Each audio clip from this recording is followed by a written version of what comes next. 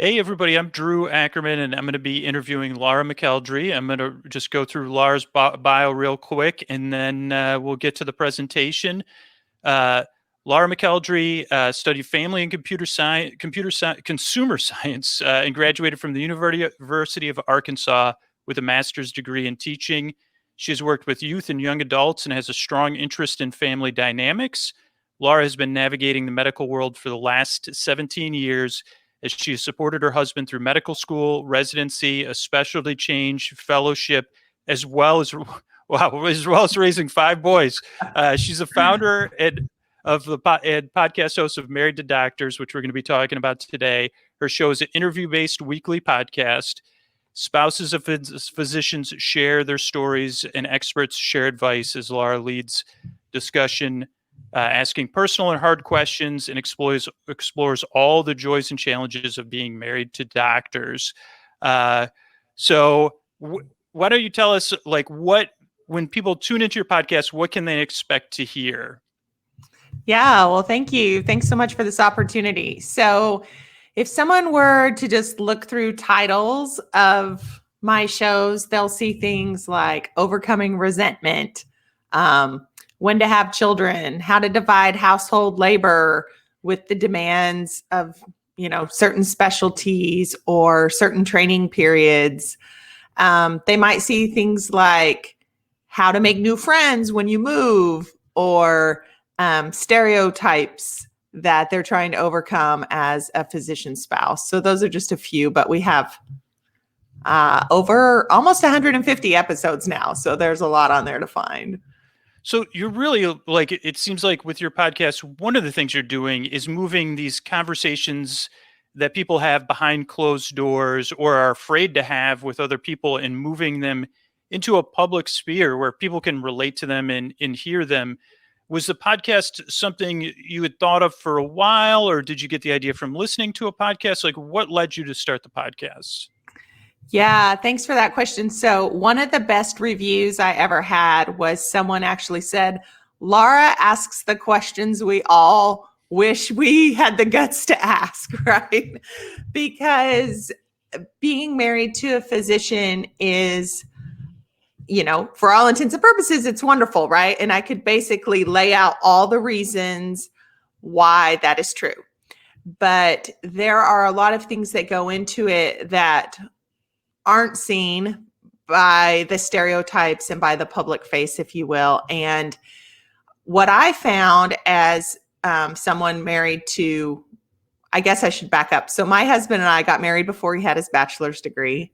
We went through undergrad, med school, residency. He changed his mind on what kind of doc he wanted to be. We started a different residency. He went back into surgery. He took a job and then ended up doing a fellowship even after that first job.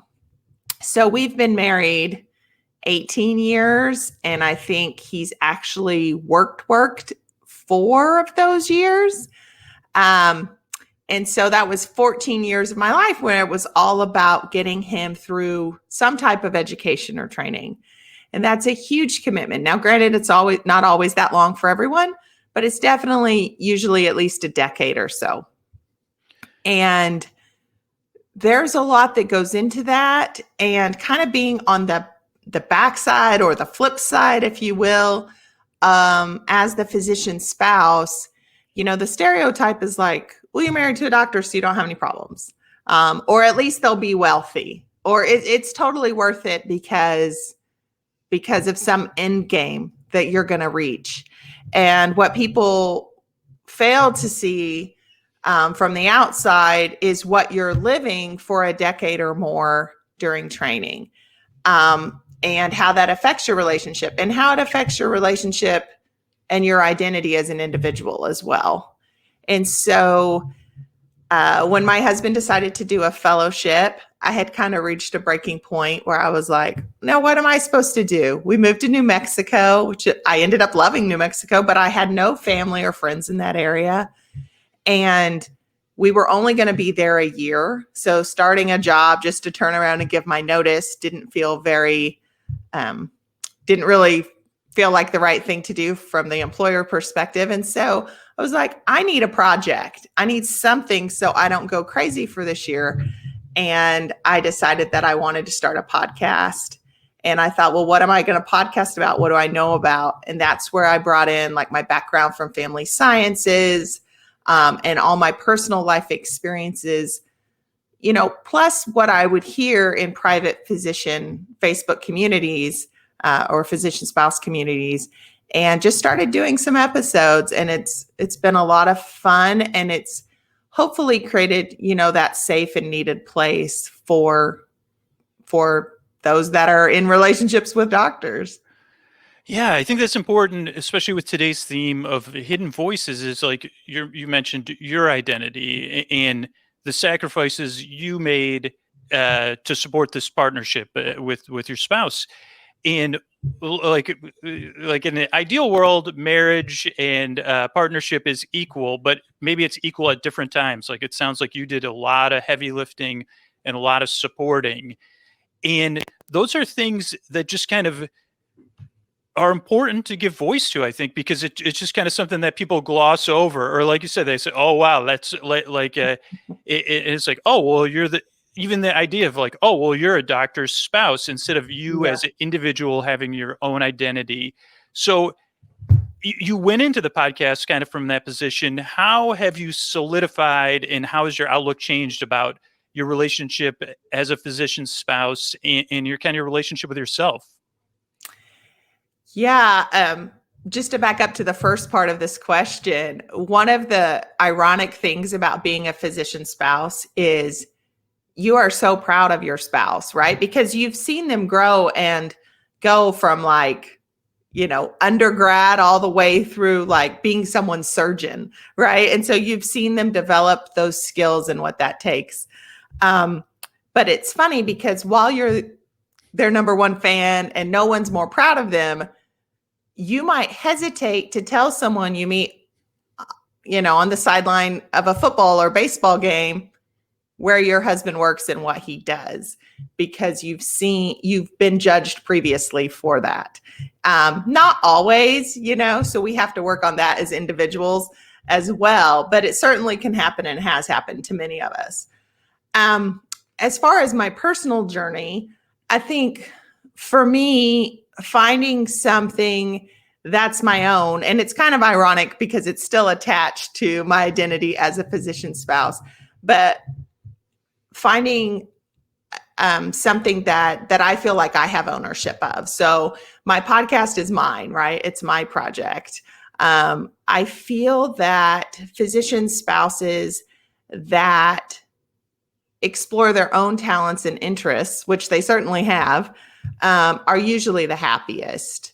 So what happens is and I think this is true for many people, not just physician partners, but, many people lose themselves in the years of young motherhood or moving multiple times. And I find that often the way out of that is to take ownership of that and then to find those things that they enjoy, going back to what brings them joy, what brings them happiness, and then prioritizing taking the time to develop themselves in those ways without the guilt, because there can certainly be the idea that a good doc wife would, or should, or certainly should be happy and never complain, certainly should be grateful for all that she has.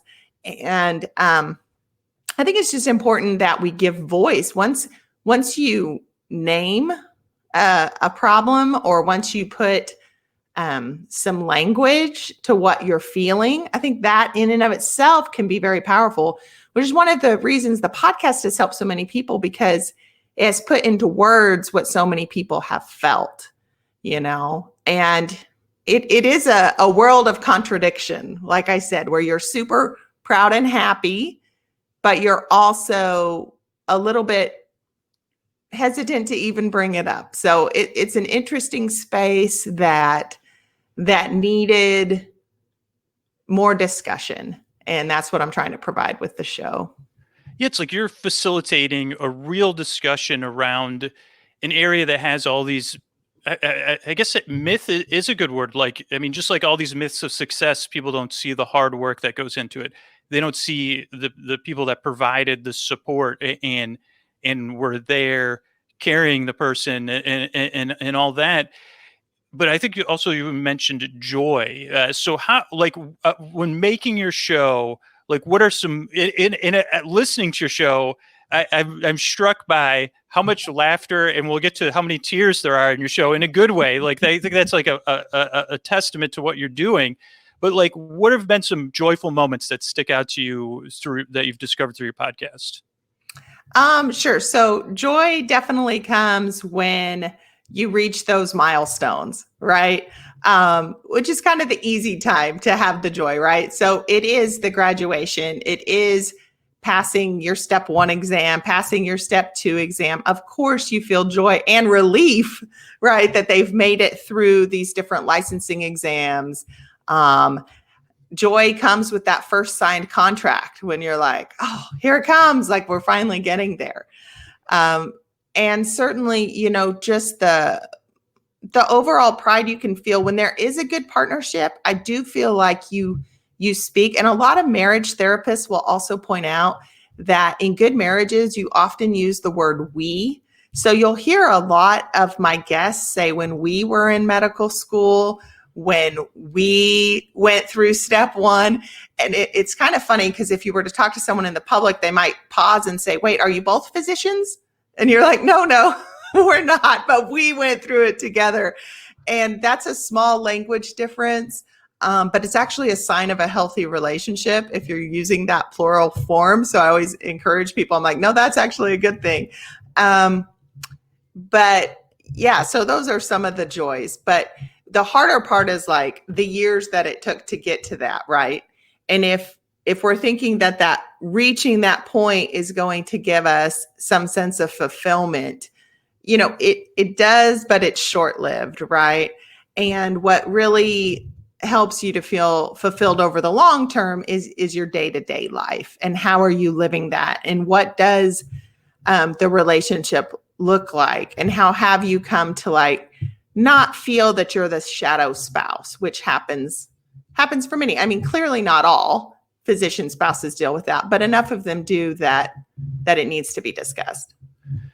Yeah, and I notice when listening to your show that, like, sometimes some of your guests, I feel like the sense of relief, and I think like a lot of that is like being seen, right, and then identifying and saying, oh wait, on your show you talk about stuff that I've thought about or I've experienced, but the conversations I don't have, and that leads to like this intimacy I feel like you have with a lot of your guests, where they feel overcome with emotion sometimes because they're just expressing themselves, and there's these beautiful moments where people just they start crying, or they start so is that something you discovered through making the show? Was it something that came to you naturally, like making guests comfortable to be themselves and to let their guard down and have this honest conversation, even though that someone's going to listen to it later on? Yeah, I guess I'd like to think I'm a good interviewer. I'd like to think I ask good questions, hard questions. I do find it interesting how people will open up. Like, a lot of the physician spouses that I interview are professionals. They have their own careers and their own lives, but they also happen to be physician spouses. And so it's often interesting. Like, recently I was interviewing someone, and this one hasn't actually released yet, but she's been the CEO of a hospital herself. And so she has done many podcast interviews regarding COVID and different things. But because of the audience, and because she happens to be married to a physician, she had the opportunity, when asked, to respond in different ways. And I remember her just saying, I've never quite talked about this on a show before, so it does get a little more personal. But I think that's good, because we don't necessarily have other safe spaces to discuss these subjects. Yeah, it's powerful for people, like especially people that might be quieter or they can't have that conversation at home, to be able to hear those honest conversations, and maybe it starts a conversation for them later on. What is the kind of feedback you get from listeners, like when they hear something, or yeah, what are some things that stick out to you? Well, I think people are always happy to hear us talk about the taboos, right? So, first of all, the taboo that though we love our spouse, that this life is not what we meant, or unmet expectations.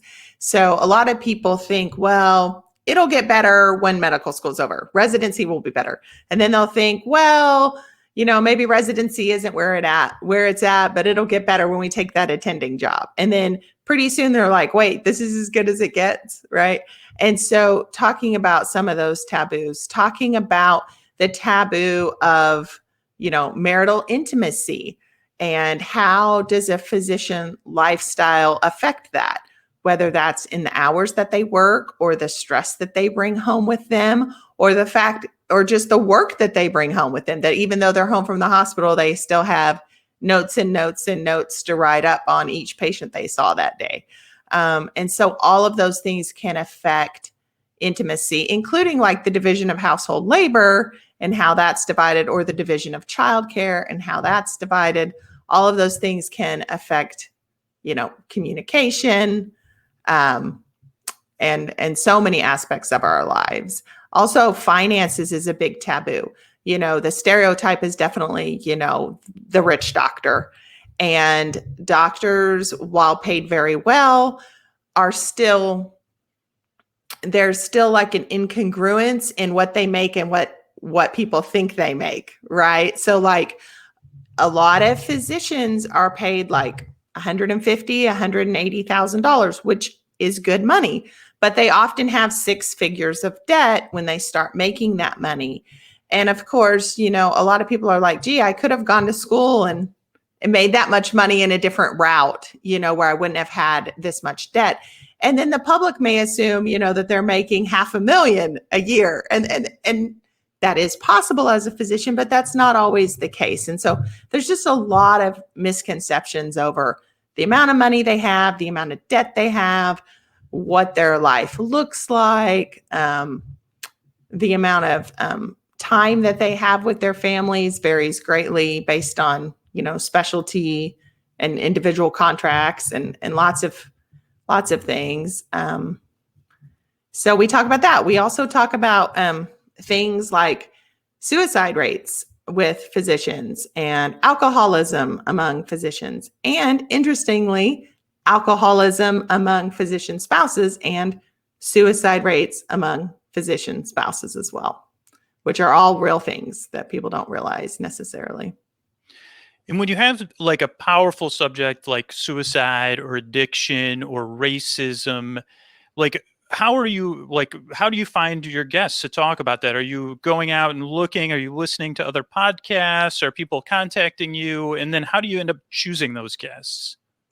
Yeah. So I would say both. I'm active on social media. So sometimes I'll follow someone for a while and I'll like their message. I'll kind of enjoy who they are, and I'll reach out to them and ask them if they'd like to be a guest.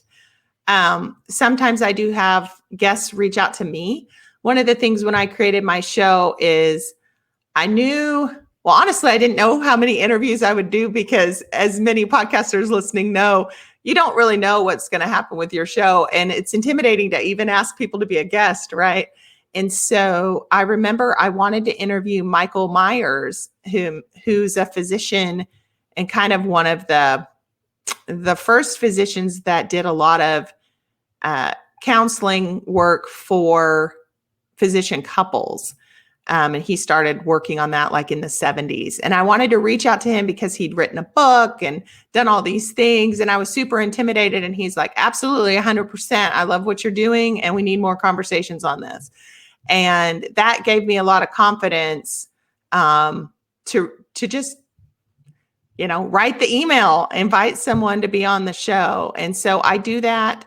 And then I also love hearing from like, quote unquote, normal, everyday people, because I think those stories are also powerful. And what it's done is it's been able to create a community, because we don't have necessarily a lot in common other than the fact that we're married to a physician. So how would we find each other, right? Like it's a little odd to find people based on who you're married to, because there's a lot of variety among physician spouses. We're not cookie cutter. So, right. So you've been doing your podcast for a few years, and we're moving into 2020, and then all of a sudden we're coronavirus kind of skyrockets. And how does that impact like physician spouses? But also, I know you have a Facebook community, you have your listener community. So how do things change? And then how do you reflect that change with your show?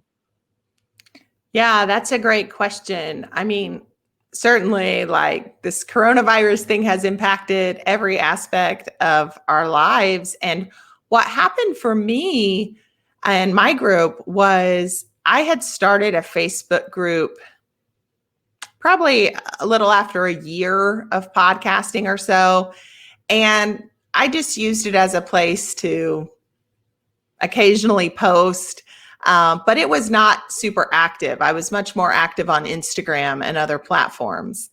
However, after the pandemic hit, I call it my sleepy Facebook group woke up, because people had a lot of questions and people wanted to know what it was looking like in different parts of the country and even the world. And so people were just in there asking questions, wanting to know how things were going. That when coronavirus first came out and the world was closing down within like a matter of days, there were a lot of questions in there about distancing from your spouse. Have you decided to live apart? Why or why not? Is your hospital or is your employer providing a hotel or providing some kind of like subsidy for a hotel or for an Airbnb? There was an entire new group formed called, let me think of the name of it. I think it's called like RVs for Docs or something similar to that.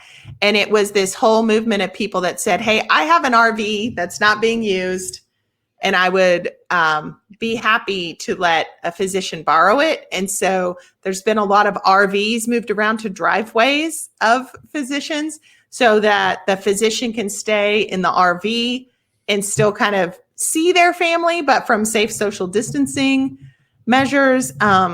A lot of people were posting pictures of seeing their spouse and children through windows, through doors, holding there was one picture that was a heartbreaker. It was like holding the toddler back from going to, give the hug, and things like that. And so those were the things that we were dealing with at that time that just started the conversations. And then since then, the group has continued to increase in numbers and increase in activity, because people have a lot of questions and want to know how families are handling it.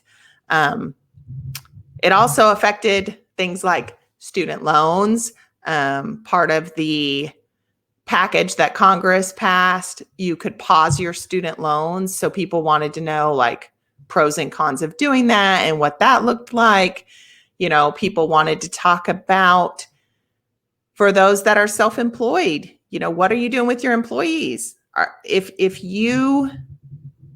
guess I should just back up a little bit. So a lot of physicians own their own practices. So they make payroll for nurses and techs and all kinds of people, and their employers in their communities. And with a lot of the COVID regulations, they're not allowed to see patients unless it's considered, necessary. And a lot of things were ruled, not medically necessary, even though they're things that we typically go to the doctor for. So as a consequence, many physicians lost all income, 100%. Like, you're not seeing patients, you're not getting any insurance reimbursement. You just lost 100% of your income.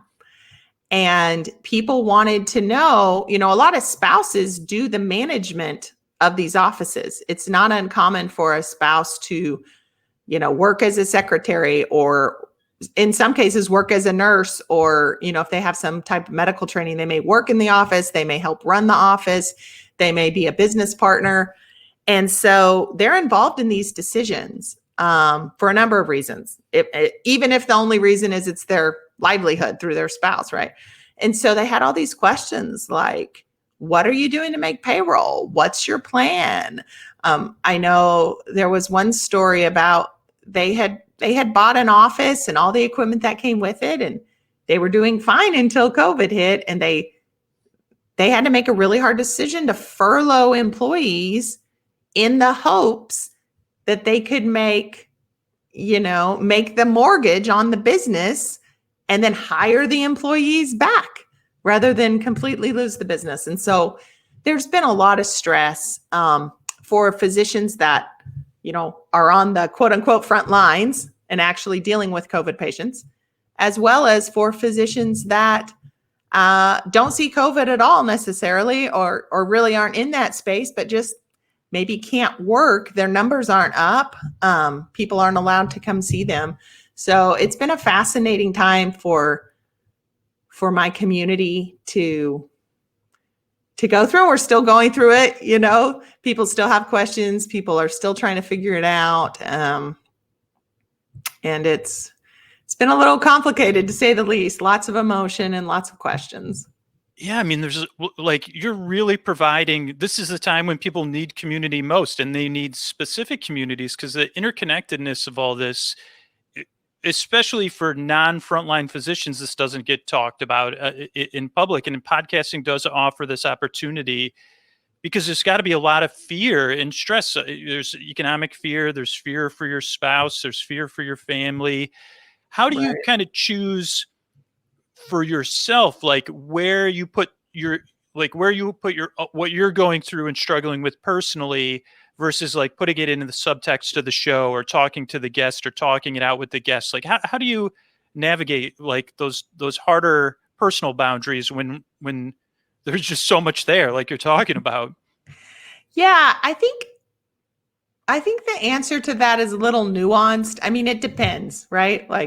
There is a lot that I have been willing to discuss openly on the show, and my listeners know that. I tell them that I'm an open book.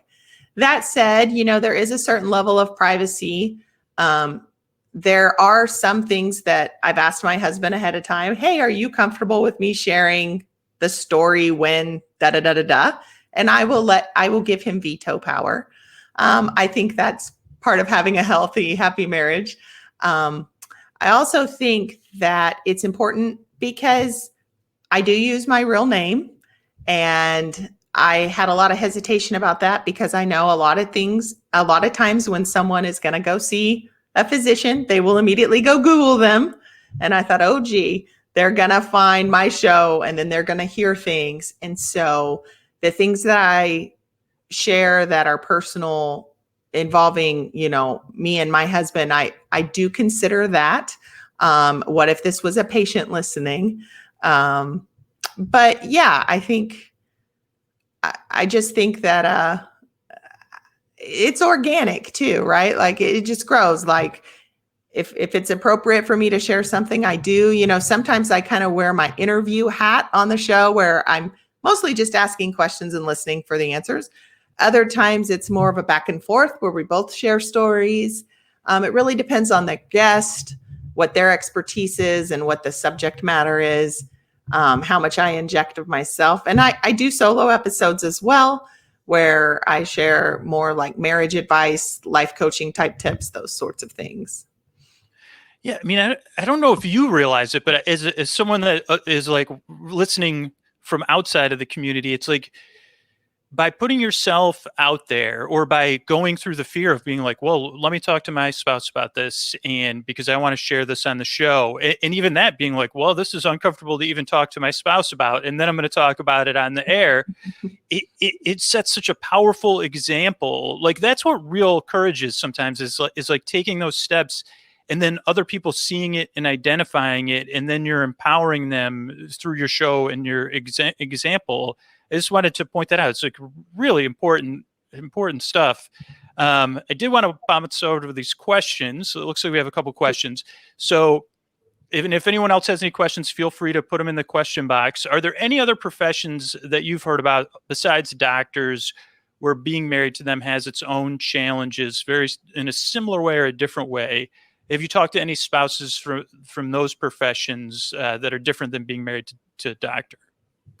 Yeah, so I do end up having a lot of military wives, and I guess it could be husbands. It happens to have been wives so far that have reached out to me and said, I'm not even married to a doctor, but so much of this is what we go through, because I do a lot of episodes on long distance and, how do you keep the romance alive, if you will, if you're, cross country from each other or stationed across the world. So there are, military spouses that reach out. And of course, to be clear, I don't think that being married to a physician is necessarily, well, I do think it has its own set of problems and justifies the show. But like, for example, my sister is married to an auto mechanic who owns his own shop. Right. And no doubt she could start a show about being a shop owner's wife, and all of the things that go into owning a small business and employees and, people needing their cars back for certain reasons at certain times and, all the things that are involved there. So certainly there's, those of us that are in marriages know that there's always something to talk about regardless of the profession. But mostly my listeners are married to physicians, a lot of times nurses or PAs, others in the medical field will find it as well. And it'll be applicable because we talk about things like if your spouse sees a death at work and was caring for a patient who passed away, they come home. How do they handle that? How do you help them handle that? And those are things that are applicable not just to physician spouses, but also to any of the medical staff at the hospital. And so there are others that will listen in. Wow. That's another powerful service you're providing, because it's like, again, from the outside, it's stuff that we kind of gloss over. We lose in the myth of physicians. And when you say like, yeah, your voice is important, and it's important as your experience, and it's important to other people that have experienced it the same, like that can relate to it. We have a question from Royfield in Birmingham. Where do you draw the line in discussing a topic, even if your husband would be fine talking about it? Where do I draw the line? I guess if I don't think it will bring value to my audience, or there are some things that I just haven't felt prepared to speak on yet. They're just, more personal stories. I don't talk a lot about, for example, my childhood, right? I could, but I just don't feel like it's that relevant to my audience. And so I try to choose topics that will serve my audience. But I'm pretty open on the show. If you look through the titles, you'll find things on, I feel like the two big taboos are usually money and sex, and we've covered those multiple times. So once you talk about those, you can talk about almost anything. Your comfort level has risen. Like, okay. So the next question is, how do you deal with creating a community, or school with your kids, or et cetera, with someone who's in the residency part of their career, with the constant moving around and how difficult that could be? Yeah, it's extremely hard to move. And they say it takes about 3 years for a place to feel like home after you've moved. And so for medical families, you're lucky to get, medical school's 4, right? So about the time you start to feel like that was home, you go through a match program. I'm not sure how familiar everyone on this feed is to the match program, but basically it's this huge computer algorithm where you interview places and you do what's called a rank list, and you rank like your number one choice through your number 20. And the schools do the same thing. They rank all the candidates, and then this computer algorithm spits out where you're going. And there's a lot of jokes about how it's like the Harry Potter sorting hat and whatnot. Like you just don't know where you're going. And it's contractual. That is the crazy thing. It's contractual. Wow. So once you list them, you are contractually obligated to go there. And so what that means for many is a move to a new location. And then residencies are usually 3 to 5 years. And then from there, you go to get an attending job. So a lot of times you're looking at least 3 moves, right? The medical school, the residency, and then the attending position.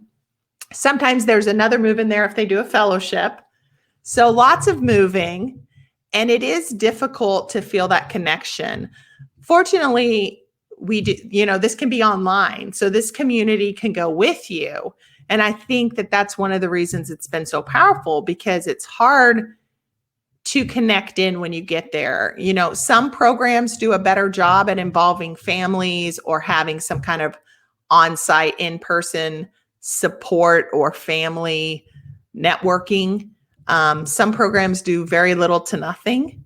And so people get varied experiences with that. Yeah. And really, you're giving, between your show and your community, you're offering a consistency that they might not get anywhere else, like through all these stages of career and uncertainty. Yeah. I would just add, one of the rewarding things was recently, since COVID hit, we started doing some Zoom calls as well, which I had not done previously with them, but it was needed at the time, and we've been doing them. And in that call, someone was like, oh, I'm getting to move, I'm moving wherever it was, South Carolina or somewhere. And someone else was like, that's where I live. Look me up, And so when those little magic moments happen and you feel like, well, now at least I've sort of connected with someone, that feels good. And knowing that they can meet in person and have a connection is really awesome. So we just have a couple minutes. So I'm wondering if you could offer like one thing that you've learned for anybody that's listening or watching along, like that's thinking, oh, I shouldn't start this, or oh, like what is one thing, even when you look back at when you started the podcast, that you would tell yourself to be like, hey, this is going to be so worth it. You're going to discover so many things that are different than what you expected. How would you encourage someone? I would just say that if you feel like you see something, that there's a need, there probably is a need. And it's okay to step up and be the one to start the conversation. And you don't have to have all the answers, right? It's not like I have all the answers. But you can use your audience as a place to also receive answers. And you can learn from each other. So that has been something that's really rewarding as well.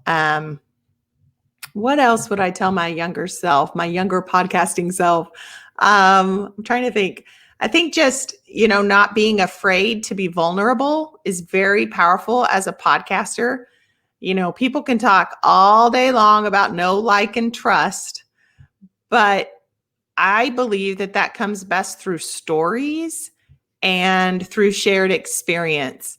So not that you're living exact parallel lives, but when you share a story that they can relate to, they're going to feel more connected to you. So I encourage podcasters to definitely tell stories and not be afraid to share personal stories. I guess it depends on what type of show you're doing, but for many of you, I would try to include more personal stories, especially if you haven't quite connected yet with the audience. That's great advice. So we can find your podcast in any podcast app. Just search for Married to Doctors.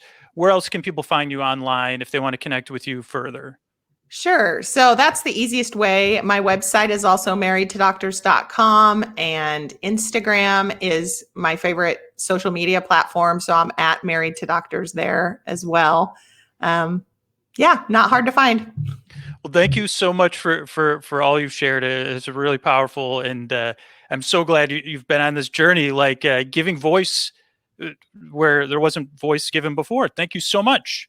Yeah, it was great talking to you, Drew. Thank you. Thanks.